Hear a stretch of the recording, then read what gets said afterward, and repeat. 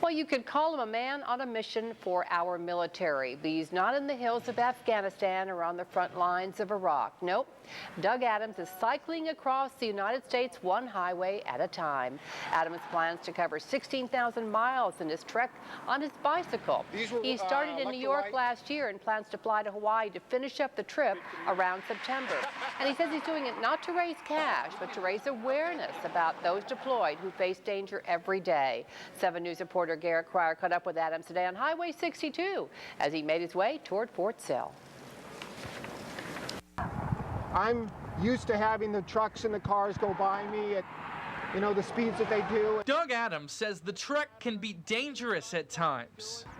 Mentally, you have to stay on top of what's going on. And a little tough, but it's not hard to be motivated when you remember the folks that are serving for you. And he hopes the trek will help others remember those folks.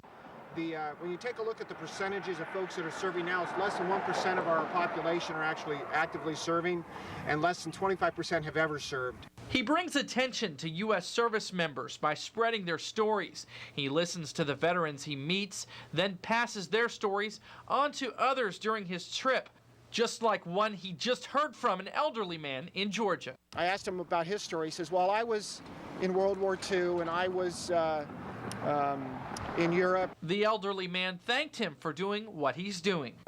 And I said, look, I appreciate you thanking us, but we're the ones that are thanking you. You guys are the ones that have set the standard for the rest of us to do what is right, to do for our country. He's broken the trip across the United States into 7 legs. His wife follows behind him in an RV, and they stay together when he quits for the night. He says they were both in the military, and that's a big reason why they feel this trek is so important. Garrett Cryer, 7 News. Adams says he covers about 60 miles a day, and he's covered about 7,200 miles so far. Wow. Oklahoma is the 25th state out of the 50 he plans to hit.